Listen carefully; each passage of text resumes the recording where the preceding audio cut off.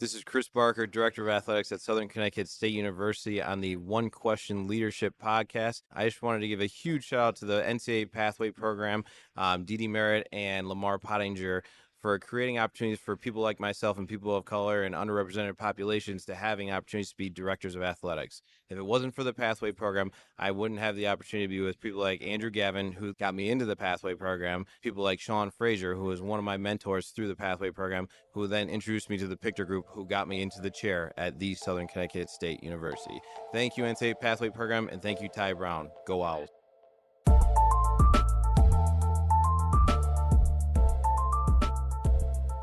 Greetings, this is Ty Brown, and welcome to the One Question Leadership Podcast, where we highlight executive and organizational leadership. Be sure to follow us on Twitter and Instagram at 1Q Leadership.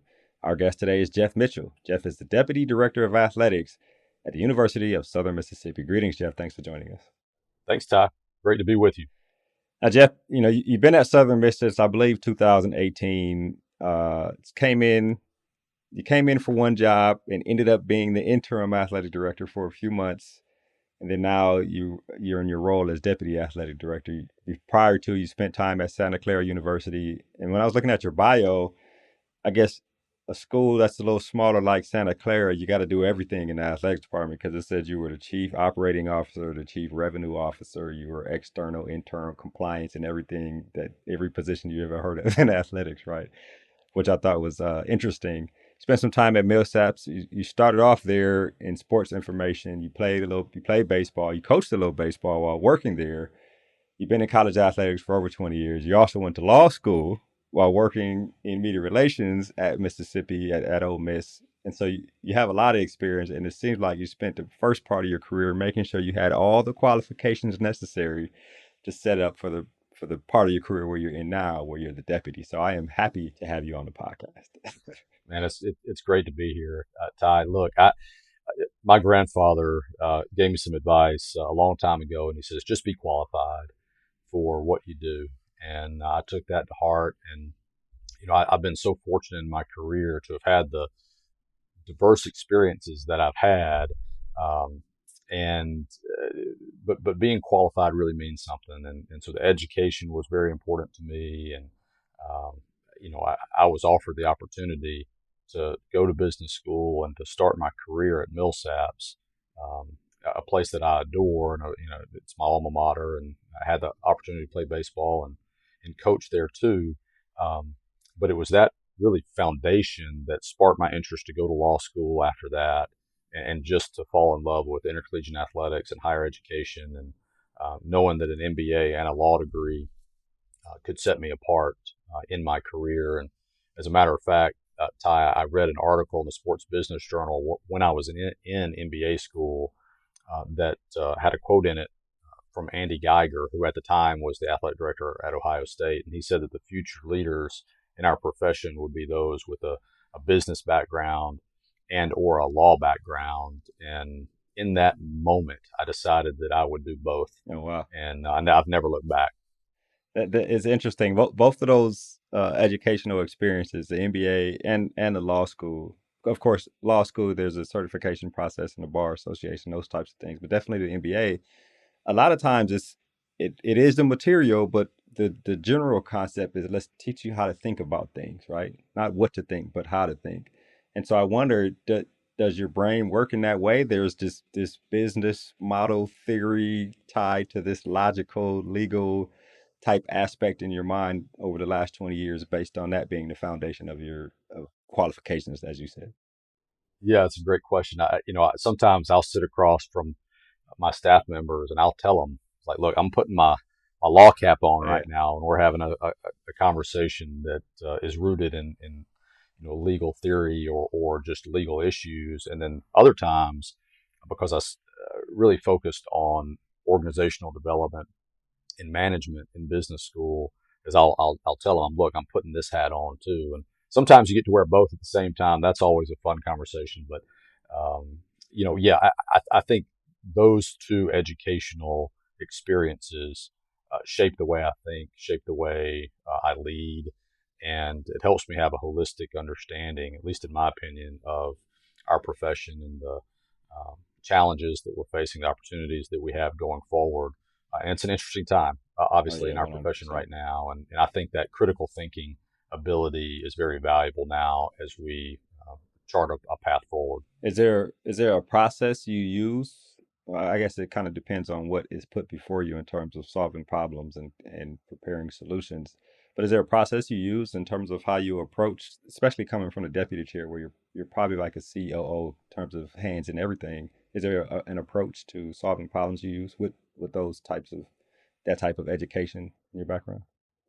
Yeah, I think most of the times at this level, I'm getting information from multiple sides, so to speak. So uh, pushing the envelope a little bit, it's almost like I'm a judge in some respects, and I try not to form too quick of an opinion on matters, and really want to hear what's being brought to me. So I utilize, um, I guess, a tactic that's really evidence based, question based. Like I need information to help me form an ultimate decision that I'm going to make, or help me develop a framework that I'll utilize to present to others based on facts that I've gathered. So I try to do it in a very methodical, strategic way.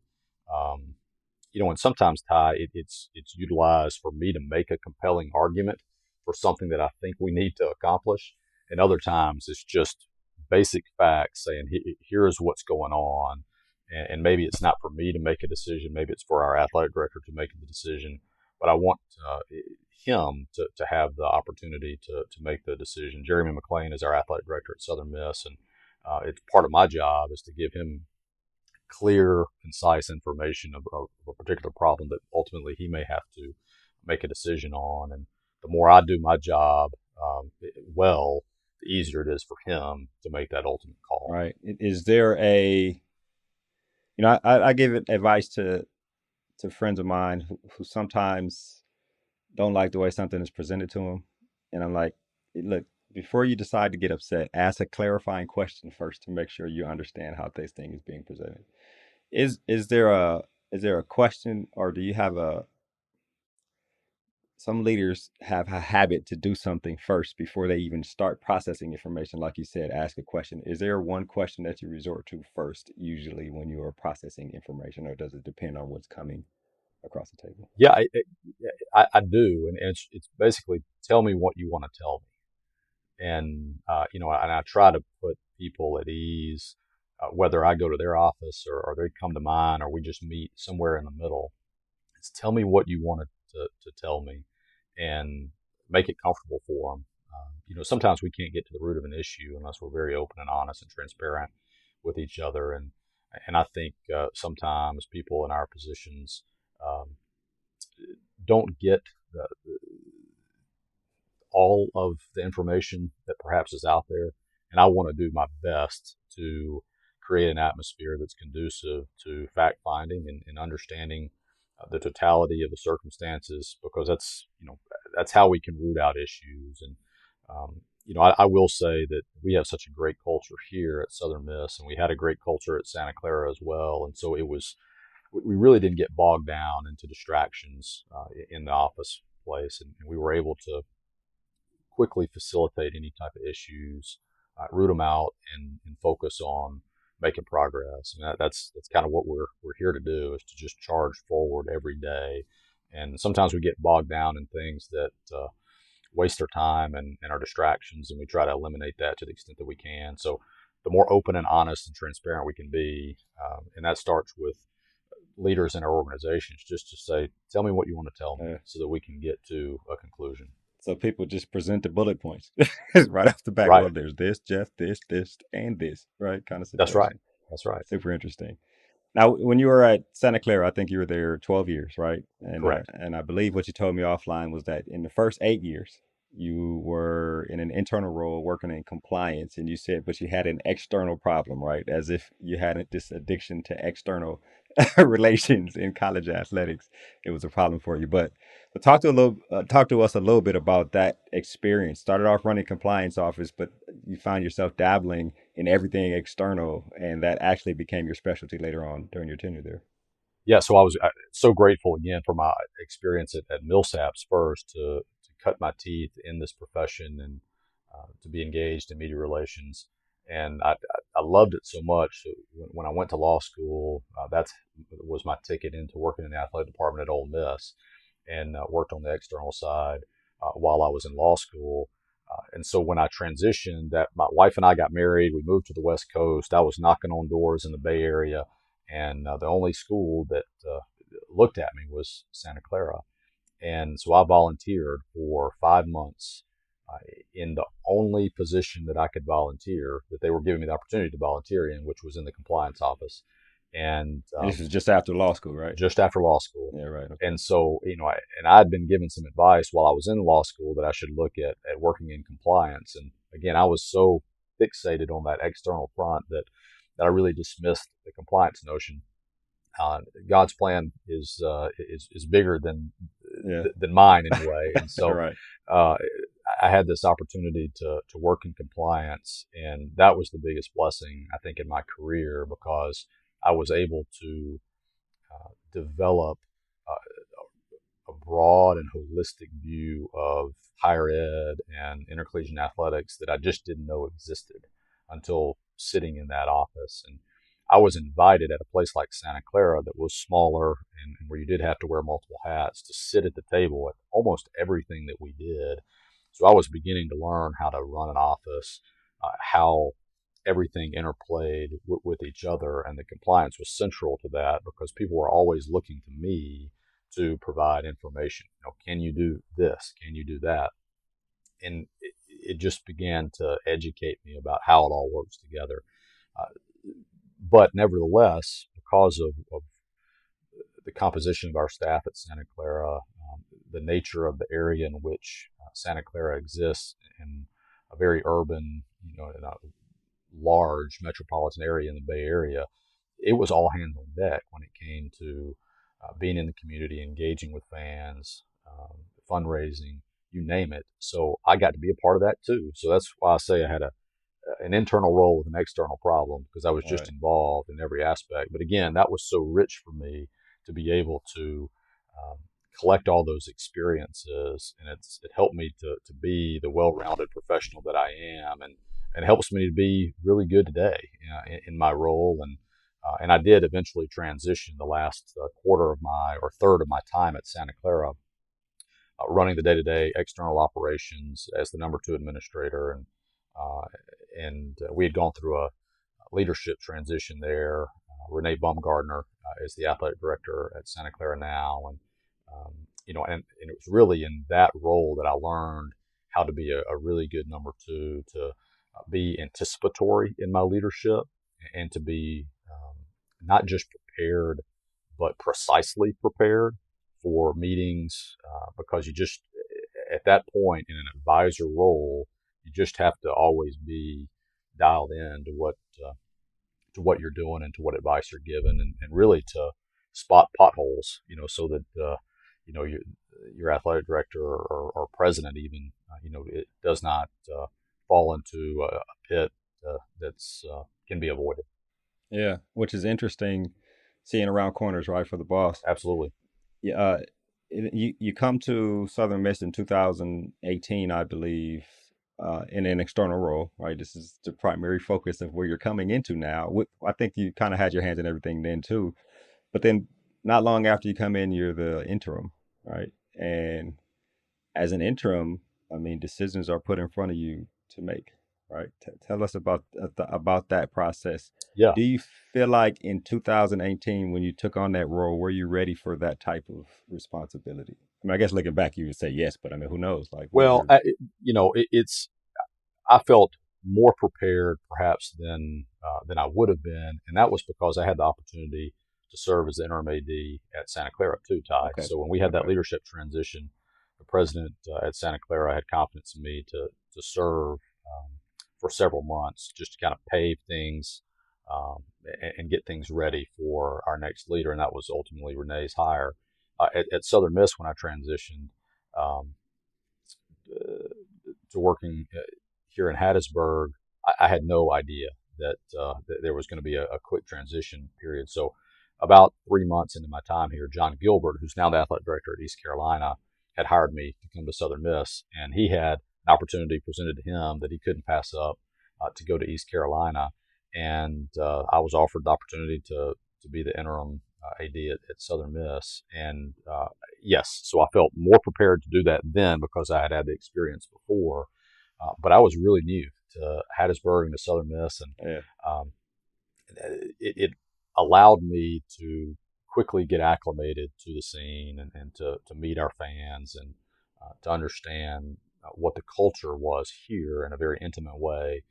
And yeah, I mean, things are coming at you left and right. And when people say that your life changes overnight when you have the opportunity to sit in that chair, it's very true. And again, I'm very grateful for the experiences that I had here. We had a tremendous year in that 18-19 academic year, the most successful that Southern Miss Athletics has had competitively in the last 15 years. So we had several teams make the postseason and win a conference championship. And it was a lot of fun. We did a lot of great things.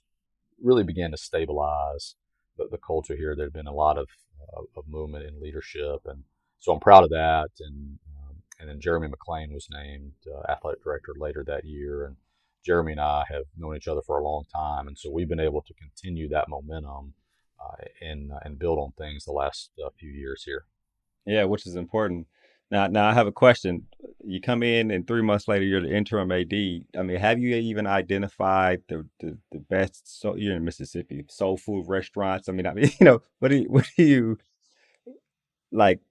Where the fans are? Like, it's like this education has to come to you almost immediately because you're expected to be present at places where people are, right? Where's the conversation taking place? Let me join that conversation. Tell me about that aspect of getting acclimated. Well, I got thrown right into it. I mean, it was, one day I'm sitting in the office and I'm just trying to figure out the best advice to give to John. And then next thing I know, John's not here, and I'm being ushered to the governor's mansion to give a speech to talk about Southern Miss athletics. You talk about a quick education. That was that. But again, I felt really prepared in the moment to do it based on the background and the career experiences that I've had. So I wasn't nervous. I didn't question the moment. I took it, embraced it, enjoyed it, and I know that it has helped prepare me for future opportunities as they come, and feel very comfortable in that regard. But yeah, learning the great places to go, the soul food restaurants, whatever, that came pretty naturally to me. Okay, right. So as soon as you move in, right? Where's the best place to eat here?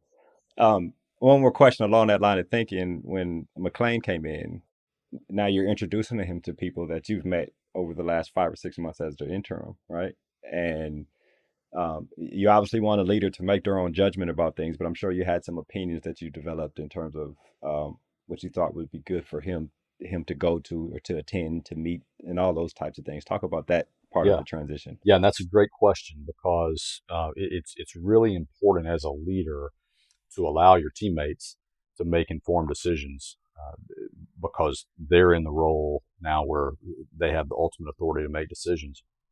And I learned this when I was at Santa Clara is I don't need to cast my opinion or judgment about a particular person or a particular initiative unless someone asks me for that opinion. I don't need to unnecessarily project what my feelings are. And so what I told Jeremy was, to the extent that I can provide background information or context to a particular issue, I will be happy to do that. But I want you to have the freedom to make judgments of your own and to ask questions without any type of preconceived judgment from me. And however, where there were clear potholes, to use that analogy again, I would steer him away from those. And that was just, he had to trust that what I was telling him was safe. And again, we've known each other, so we had that rapport. And I think I did a good job of making sure that he didn't run off the road. But at the same time, I think I stayed true to the idea of letting him make informed decisions, with me being there to provide helpful, thoughtful advice, but without um, creating some unnecessary bias. Yeah. I think what you're saying is interesting, especially as the deputy, right? The number two. You don't want to create bias, but you do have to give your thoughts based on the information received. Right. How do you may even have a strong opinion about something, but how do you, especially when you're in these leadership roles and in a leadership role for a few years now, the thought process of, is this my opinion or is this necessary information to give to the boss so he can make a decision? Tell me about that, how to reconcile those two things. Yeah, I think that it's just a maturation process of being, I can recall even as a younger administrator where I had these thoughts or feelings about something and I felt like I had to say them because it was the best thing that was going to be said that day. And then I quickly realized that sometimes the best thing said is that which is unsaid, and or to ask questions to lead someone to have unique and thoughtful inspiration on their own, as opposed to me, um, you know, messing with the situation. And I just learned over time that if you were going to say something, that it had to be measured, it had to be thoughtful, it had to be precise, had to be chock full of pertinent information as opposed to just filler. And I think that made all the difference in terms of my growth and the opportunities that I have had to be top advisors to athletic directors and to presidents. And sometimes less is more. But when things are said, it's got to be very relevant and rooted in evidence. And I think that's going back to MBA and law school. I think those are lessons that I've learned that ring true every day, and especially now because I think I've gotten pretty good at it at this point. Yeah, which is excellent. Now, one interesting part of your bio and your background is that you wrote a textbook, right? Sport Ethics and Leadership by Jeff Mitchell, which is used at a couple programs throughout the country.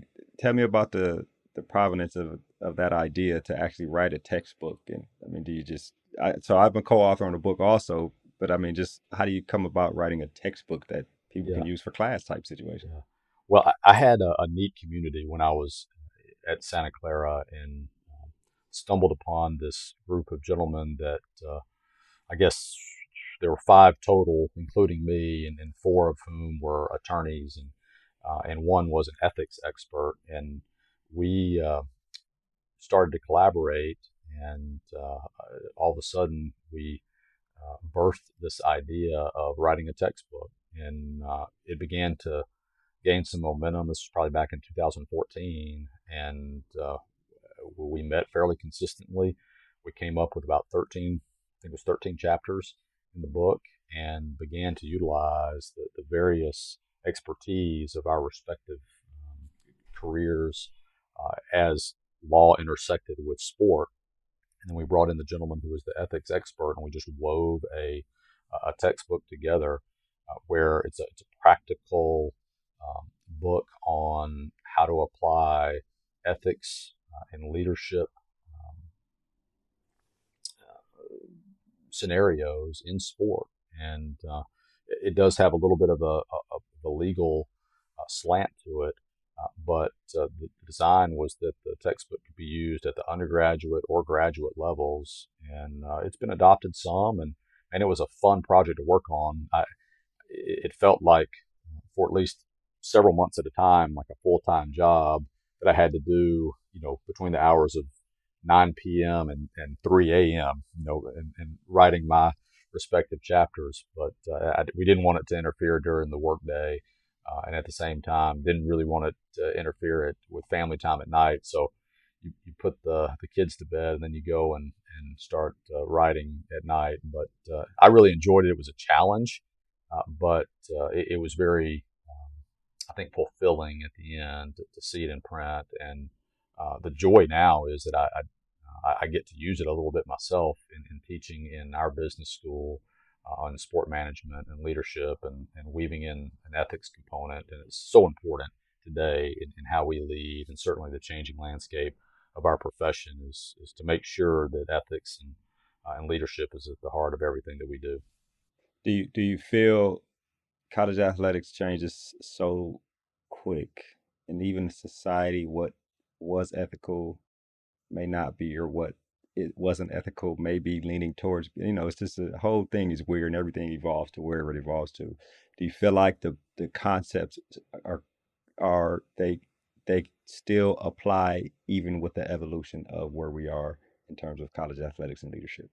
Yeah, I think so. The situations are always different, Right. and I mean, you learn that in law school. The facts of the case are different in every case that you have, um, but you're trying to get to the truth.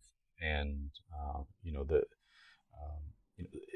some days in our profession we don't know what that truth is, and we seek to get there, but we have to follow, just the same, I guess, construct of how we lead, and be grounded in, um, what our core values are, personally and organizationally, and just continue to do it. And the facts are changing relentlessly, but we have to stay true to who we are and what we want to accomplish as an organization. And doesn't mean we don't have to pivot at times, but I think if we're centered around what is right and for whom we are acting, which is for the benefit of our student athletes and our coaches, and creating neat opportunities for our fans to enjoy intercollegiate athletics, and to advance the mission of higher education generally, then it's hard to go wrong.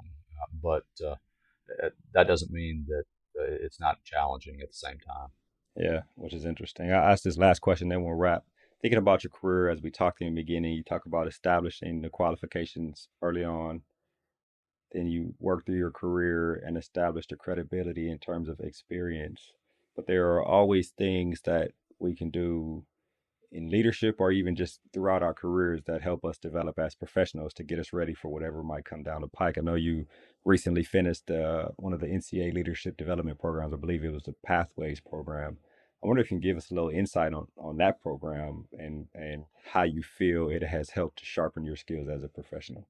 Yeah, thank you. So, Ty, I had always viewed the NCAA Pathway program as this finishing school for athletic directors. Right. That was my thought of it as I was introduced to it, and I'd applied for it multiple times and kept getting rejected, and finally cracked the code, and was invited into the program for the 2021-2022 cohort. And what a blessing that was to be in that particular cohort with um, the amazing men and women across the country at the Division 1, 2, and 3 levels, that we sharpened each other in the various experiences that we've had in our respective careers. But the program itself is designed to make sure that the next wave of leaders in our profession are equipped with um, the idea of purpose behind what we do, equipped with the opportunities to sharpen our leadership skills, sharpen some of the softer skills that come with it, the ability to speak with to the media, the ability to handle tough situations with grace, and all those things are reinforced during the course of the year-long program. Uh, and we're doing it with other people. So it's not just ourselves. We've got teammates that we're leaning on, that we're learning from. And at the end of the day, you feel more confident about your ability as a leader. And you know that you're not just going through it by yourself, that you're actually have people in the profession to lean on and to seek advice from, and know that others are going through the same challenges that you're facing, and that it's okay. That even in your in the most challenging of times, that there are others that either have experienced that or um, have some type of insight to help you. And it was just a special year for me developmentally, and I'm grateful for Dee Merritt and that entire NCAA leadership development team for what they do. And especially grateful for the cohort of special human beings that I had a chance to go through that process with. So I appreciate that question. And, any time that you have an opportunity to put yourself in a challenging leadership development situation, you're just going to get better and sharper if you have an authentic approach to it and the ability to be vulnerable and knowing that at the end of the day, you're just going to be better and you can help your current organization and a future organization too, for that matter, based on some of those skills and relationships that you develop. Yeah, which is excellent. Well, Jeff, this has been an excellent conversation. I really appreciate you taking the time to talk to us here at the One Question Leadership Podcast. My pleasure. Thank you, Ty. Yes, sir. That was Jeff Mitchell. He is the Deputy Director of Athletics at Southern Miss. And of course, this is Ty Brown with One Question. And keep in mind, the role of a leader is to create and maintain an environment that people want to be a part of. And as always, be better tomorrow than you are today.